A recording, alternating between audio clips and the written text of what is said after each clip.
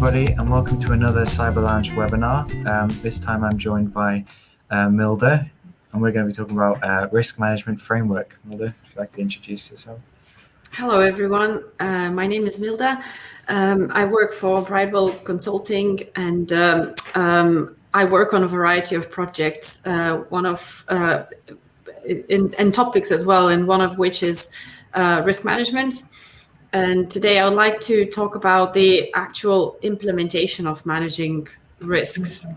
What happens after risk register is set and risk assessment has been completed, and what else you need to do to actually make this work, and how to effectively run risk management and work of managing risk in your organization. Yeah, it's going to be a great event, and for anybody in the audience or who's watching live, I see you. Make sure to get your comments in for Milda and your questions, and we'll try and answer it as we go. But Milda, I think without further ado, I will try to answer. I think it's more lively. Even if you have questions, it would be even better. So I think to start with, what I will talk about a lot today is not really how to assess your risks or how to make decisions on risks, but how to develop and manage your control framework.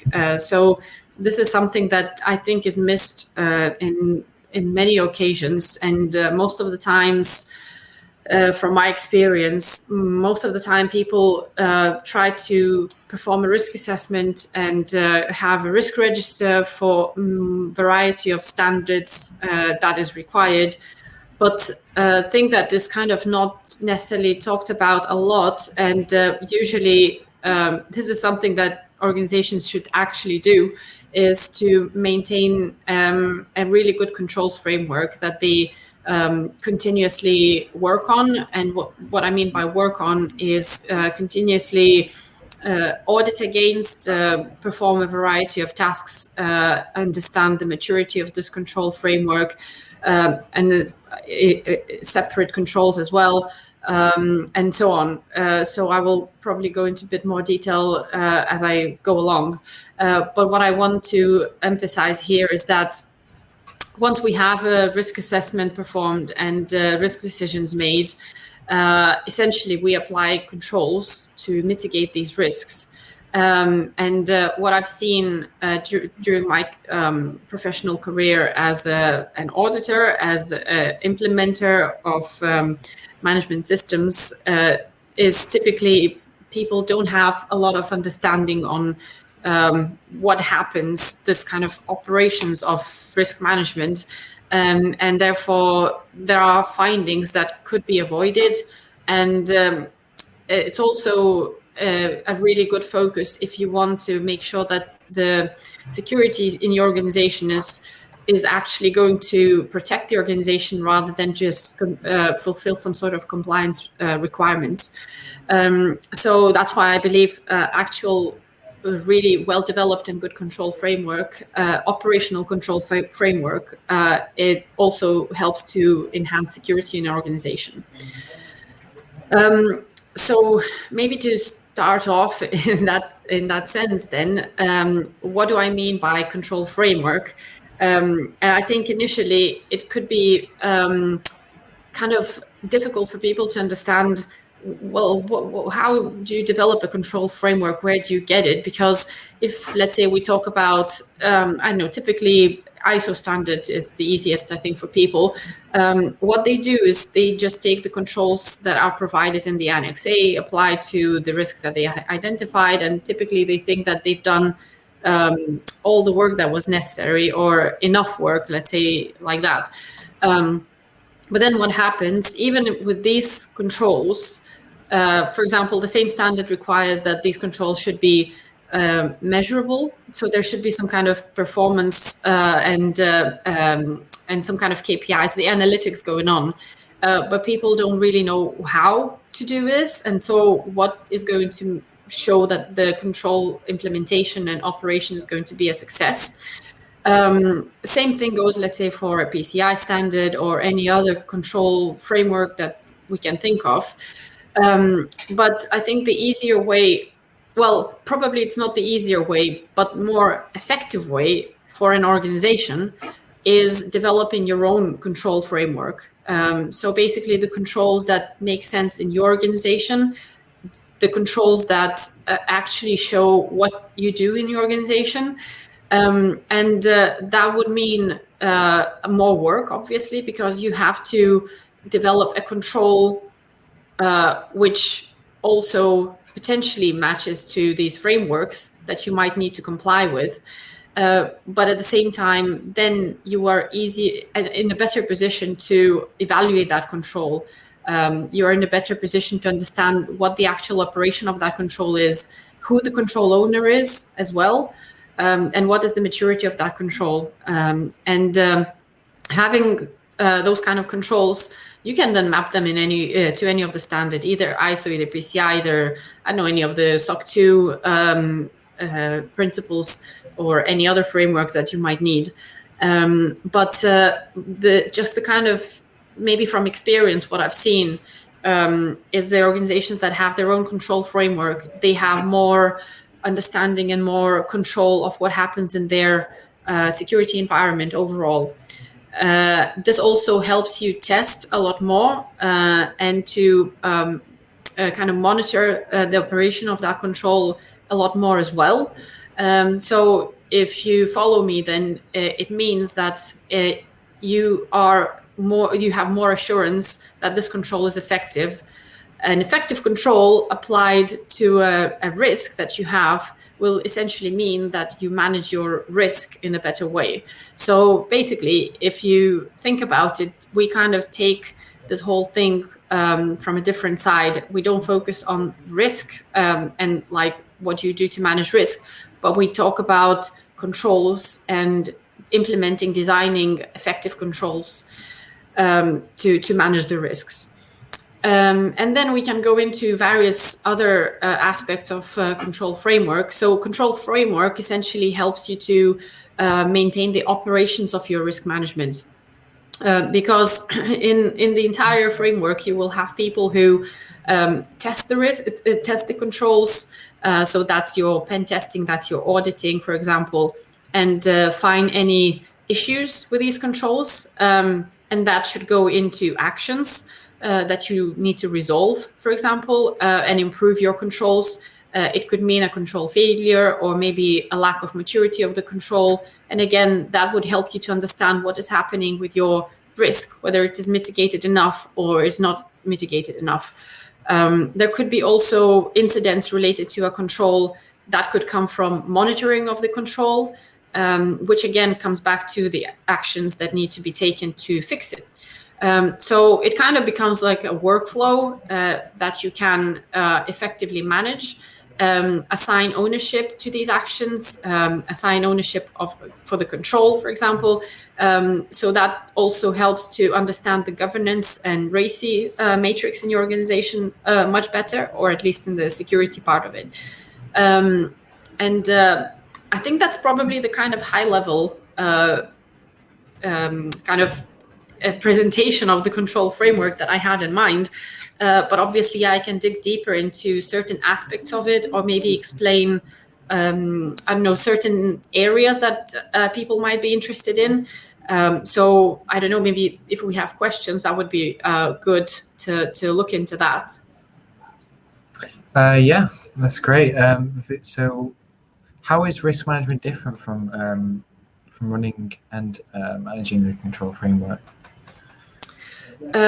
So I think these are two separate things. Risk management and control framework, they help to achieve the kind of ultimate goal of mitigating the risks in the organization.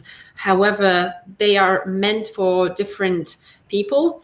So risk management and risk overview, let's say, it is more kind of managerial aspect of it, because managers or let's say the decision makers, they have to make a decision on what they want to happen with this risk. Do they want it to be mitigated? Do they want to live with it? Do they want it to disappear entirely, removing an asset, for example, and kind of not having that risk at all? And the control framework essentially is for people who run the day-to-day activities of mitigating these risks. So if there is no control framework, it is essentially really difficult to mitigate risks that are there, because what happens typically is that it ends up being just a set of actions, just something that is additional work for people who are doing their BAU tasks, or certain, let's say, working on certain projects, for example. So it's never kind of managed in a proper, and the risk management itself is not achieved effectively, efficiently, if there's no proper control framework and letting people understand what their ownership of the controls are. So I think that would be probably the kind of key differentiation, I think. One thing that I also would like to emphasize is that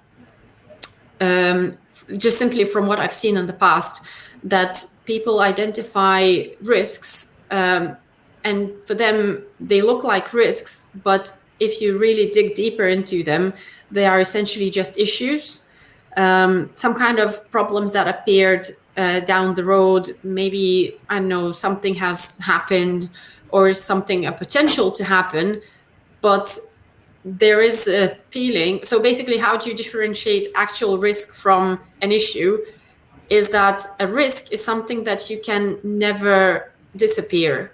A risk is something that you can either reduce or increase depending on the issues that you have, while an issue has the final outcome that you can solve it. So once you implement certain actions, the issue is going to go away. And that's the difference between the risk and an issue. And also, if you have issues that disappear, that doesn't help to monitor how they change over time, or doesn't help with reporting to the management either. So that's, again, something that people many times confuse. And issues are more related to controls rather than risks.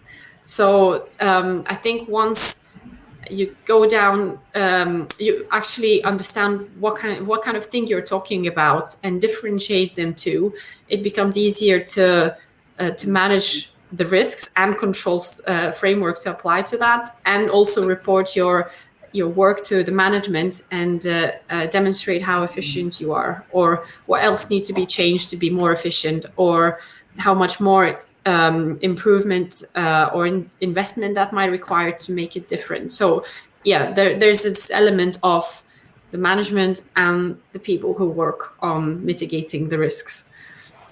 Yeah, so is it the people who mitigate the risks who perform those activities, or is there like different sections for activities? Like, what do you mean? Just the control framework, are they different from risk management? So I would say risk management and designing of control framework is more like a security function. So there are people who create everything, but the doers, let's say the control owners, it might not necessarily be the people who work in security. Because, for example, if you have a risk related to your asset management, it will be the security people who will identify this kind of risk and design a control framework to mitigate that risk. But the day-to-day activities of actually managing assets, making sure that they are, inventoried properly, maintained properly, implemented properly, and all the life cycle is managed appropriately, that's the IT function.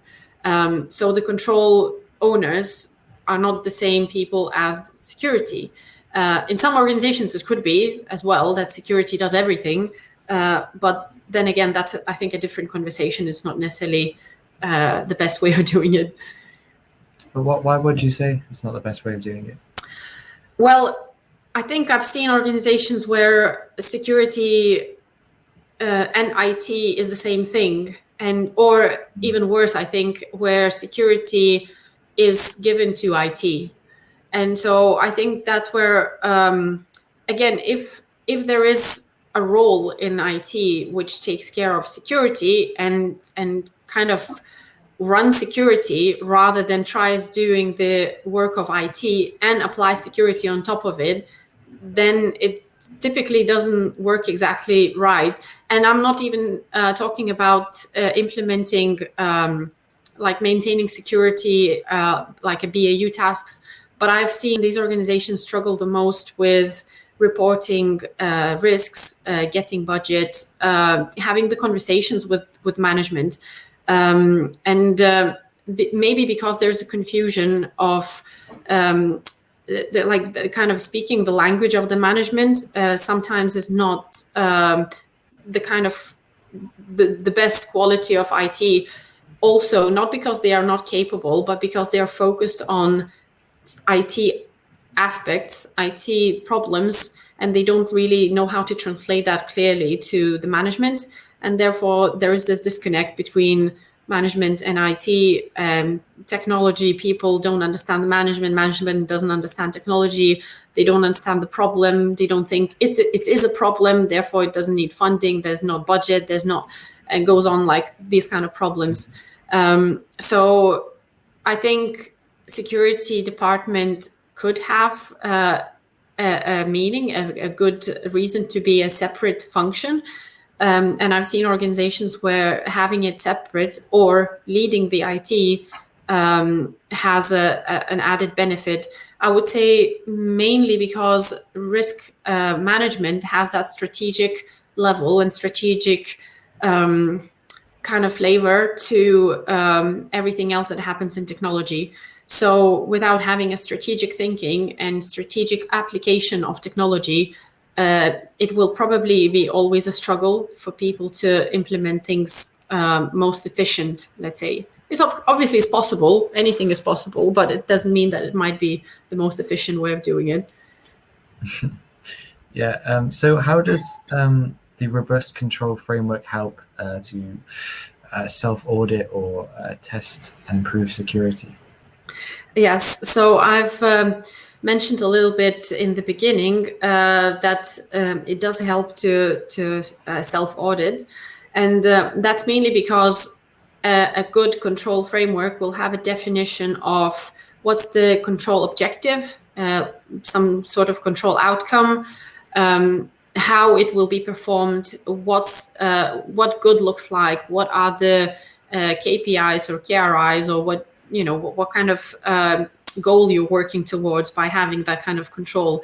It will also have a control owner, which should also know the framework, the time framework, when they have to review that control. So it could be that some controls have to be tested on a monthly basis. Maybe some of them are tested daily. Maybe some of them only once a year. But having that regular review and making sure that all the steps in the control description are followed, that all the goals are met, will mean that the controls are operating effectively. What happens if that's not the case? Typically, organizations will have an audit, maybe once a year. Maybe some of them will have 4 times a year, but just split the topics of the same kind of audit. But essentially, that is, from what I've seen many times, it becomes a lot of box ticking exercise rather than actual interest in improving security. And I think that's something that I noticed while I was working, while I was doing a lot of audit work in the past. So sometimes the auditor might not test enough. Sometimes they might not understand the scope that well of the organization that they are testing. Sometimes they might not have enough technical knowledge of the systems that are being tested. And it sometimes can be not enough time even to test everything. So having somebody who works day in and day out, review the control, making sure that it is running as it's supposed to, that there are no deviations, that the control performs according to the targets, that is the best way of monitoring it, because that person who does that, the control owner, they are the closest to the subject. They understand what good looks like and what bad looks like. and that kind of person could effectively report any kind of issues to management or whoever it needs to be concerned. That way, if we really try to follow the subject and what the control is supposed to do, that would be the most effective way of auditing.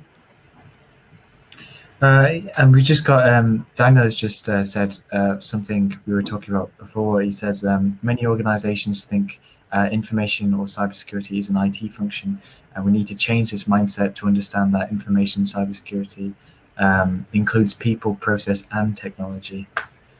Very much so. Yes, I always speak about that because I noticed it's not just now, but it was long since a while ago, that people many times believe that having some kind of technology will solve their problems, and that is the IT mindset as well. Because obviously, people who work in IT, they have a certain problem. For example, I don't know, maybe access to multiple systems. Well, it's easier if you have a single sign-on, for example. It will solve the IT problem of having, to manage multiple access or give multiple accesses to various people to manage their roles, etc., etc. So it does solve IT problem, but implementing something like this could potentially, increase problems in some other areas. But IT is not going to know, not going to focus on any other areas, because that's their problem that they're solving. So if you give it to IT, that's how they understand. And the risk function, the cybersecurity function, it's supposed to cover all the areas, like all the domains. If you think about, I know, the ISSP domains, or any other, you can take any other kind of framework, it will give you understanding that it has to cover multiple domains, and IT is only one of them, and it's not the main to focus. And therefore, yeah, I totally agree with that. The technology is not going to solve a problem. Many times, from what I've noticed, having good processes in place helps to solve many more problems than technology does. Yeah, it's a great point. I agree. And anyone else who wants to say their thoughts or ask questions, please do in the comments. So how does control framework help with compliance against multiple standards? I know we touched upon this before, but more detail. Yeah, so the way things happen in organizations, let's say, for whatever reason, we need to comply with a standard. Maybe that helps to increase some sale objectives. We get the clients more interested because we have some sort of security standard. Let's take that ISO 27001 for now. It could be that an organization needs to have PCI because they process credit card data. It might be that suddenly we need SOC 2 as well, or maybe we need, I don't know, some other, like FedRAMP, maybe we need something to do with HIPAA, whatever. And suddenly you realize that these standards and compliance just start building up. And instead of having just one standard to maintain, now you have, 3, 5 or more. And that becomes increasingly difficult. And so what do? All of those standards, they have some kind of requirements to be met. Sometimes those requirements overlap, and sometimes there could be something additional. And so organizations start to struggle with all these requirements. If you take each one of them and try to do what each one of them requires, you're basically trying to do the compliance box ticking, because you don't think about making sure that what you do is right, and that should lead to the outcome of compliance. So let's say if in HR we do the background checks right, that should help us to meet the compliance requirements in multiple standards. And therefore, if we have a control framework with this kind of control that meets the most stringent requirement, then we can say that we should effectively comply with all the other standards and their requirements, which also require background checks. So therefore, if the control framework is developed correctly, all you would need to do is to map the requirements of the new framework that you might need to comply with into your control framework and see which controls you already comply with, or potentially need to do additional work to add a few other controls to make sure that everything is met. So this is how I see the control framework helping to meet the requirements of multiple standards, reduce the amount of work that is required to manage separate standards, and have a lot of effort involved from all people. And yeah, I think that would be probably the kind of answer. Yeah, it's interesting. So how would you say control maturity fits into this? So control maturity essentially is how effective the control is.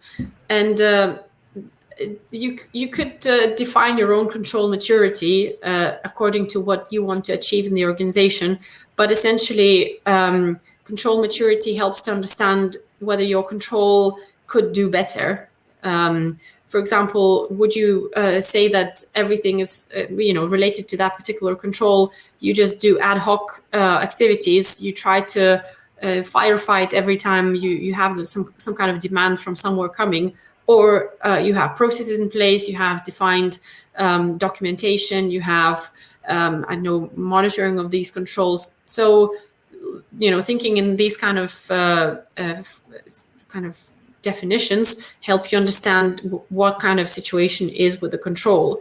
And again, if the control fails all the time, potentially the control is immature.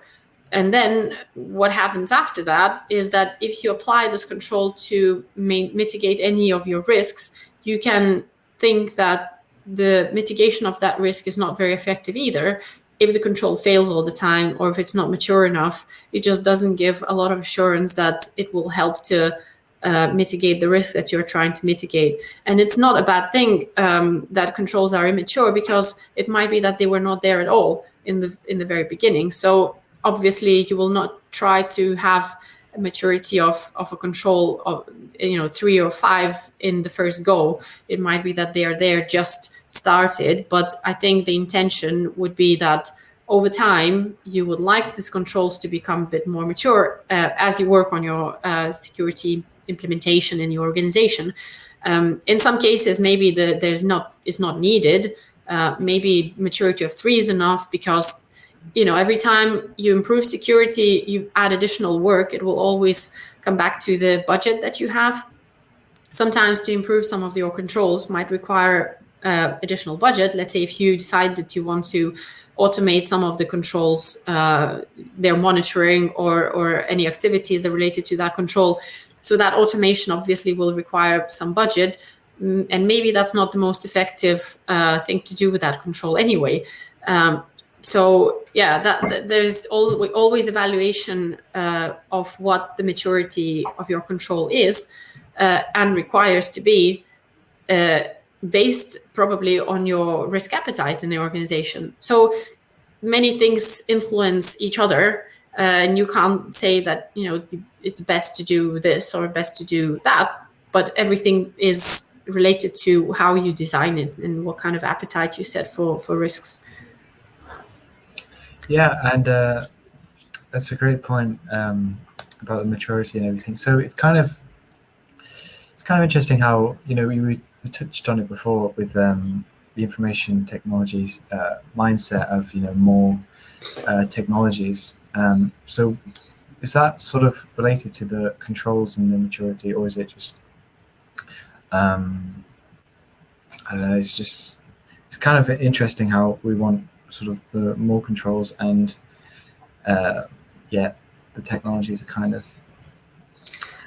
It's not always the technology that helps with controls and control maturity or control management, because I think that's also something that we discussed previously. Many times a good process can help with the lack of technology. simply by following that process, you can achieve more than, let's say, implementing a piece of technology that needs, if it is not configured, if it is not monitored, if there is not a person working with it, then it doesn't do what you want to do. And again, a person working with it doesn't mean that they will do a good job just by themselves. They, again, will probably need a process to understand how to run that piece of technology, or if that person goes on holiday or they leave or anything happens to them, somebody else needs to pick up that technology. And again, they will only be able to do that if there's a process in place. So for any technology, there's still going to be a need of a process. I don't know, let's say maybe a good example could be when organizations many times rush to implement some kind of GRC tool. And that's it's not a bad thing. Obviously, GRC tool can help with loads of things, managing your risks and also the controls and audits and that kind of, or the entire cycle. But many times people do this without understanding what their need is. And potentially even a simple spreadsheet can help in the beginning, as long as there is a defined way of how everything is going to be happening with that spreadsheet. Once that spreadsheet is no longer good enough, it's maybe something like, you outgrow your own shirt, you need a little bit bigger, then you can go into using a tool simply because it has more functionality. It can help with additional things that, let's say, Excel spreadsheet cannot help with. And you can have a lot more understanding on what exactly do you need from that tool. So that's probably my take on it. I noticed that many times organizations and maybe even individuals, they try to be, well, how do I see that? They try to achieve the best immediately, and it's not a bad thing. It's just that it's not necessarily possible. I think it's better to start small and build on it rather than try to do the best thing immediately. And either, it takes a lot of time, first thing, and then second time, it might be not suitable, too clunky maybe, and it's not going to work, essentially. So I think it's always best to do something, but start small, and then build on it and become better and bigger. Mm-hmm. Yeah, I completely agree. It's kind of like, when smaller companies, when they're trying to build their cybersecurity program, it's like, you get all these different softwares and they're saying, oh, use this. You can look at everything there, look at all these SIEM tools that we're going to use. And it's kind of, because you can lose, it's quite easy to lose track if you just get everything at once, even if, like you were saying before. There's a lot of distraction in the industry, simply because obviously there's a lot of complexity and there's a lot of, incidents and all sorts of activities going on. But I think it is essential to have a really, really good communication in place. First of all, for what you are planning to do. Second of all, to make sure that people that support you understand what you're doing and why you're doing, and how is that going to help, what kind of plan is to go forward, what kind of resources are available, and that kind of communication gets you a lot of buy-in from various stakeholders as well, because the danger of doing something really complex and big is that, first of all, you might be misunderstood asking for a huge budget, for example. Second thing, there's a huge potential for failure. Third thing, as I mentioned before, it might be that it's just not suitable for the organization because initially it looked like that, but because it's so big, by the time you finished implementing it, it might be no longer the same anymore. So it's always better to kind of not shoot yourself in the foot, I guess. I think it's better to sell the dream, so to say, in the smaller chunks and all the time have something more to add on it. I think very, very important is that the people who you are doing it to, and I would say that's the management, the business owners, the stakeholders that care about the business. You are doing that to you are implementing security, you are saving their business, so they should be making the decisions on what you want to do. And it's important that they are kept informed about all of this all of the time.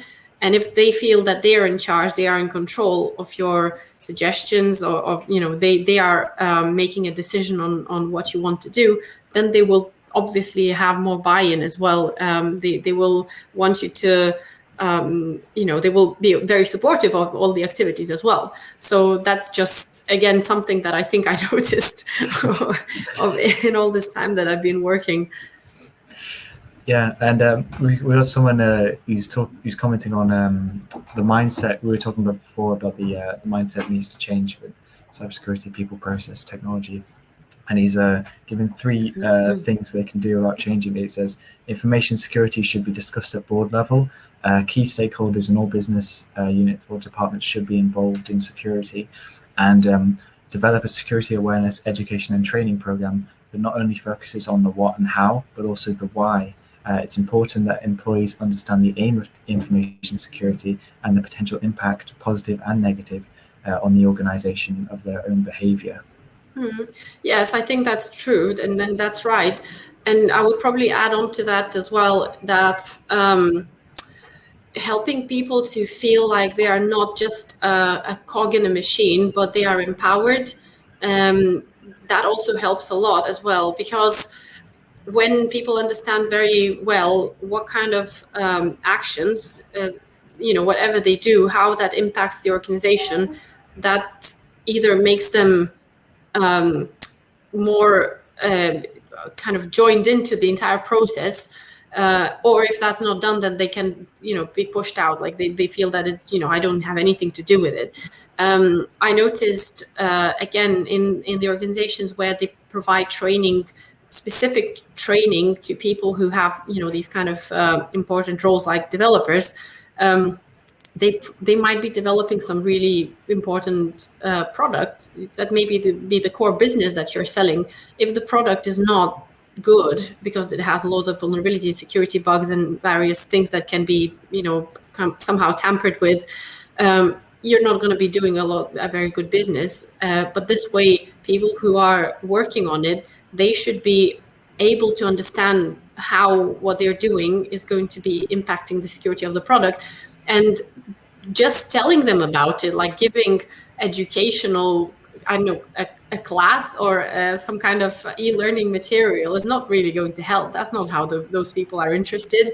If they can see how they can break their own code, let's say what they did was not good, that I think is a light bulb moment for them.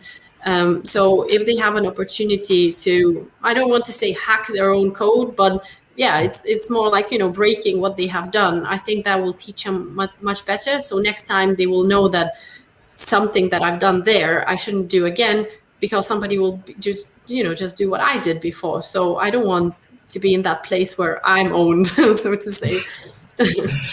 Yeah, well, that's a great point. And yeah, I think we're about time now. So I'd just like to thank you, first of all, Milda, and everyone in the audience and in the comments section. Goodbye. Bye now. Bye.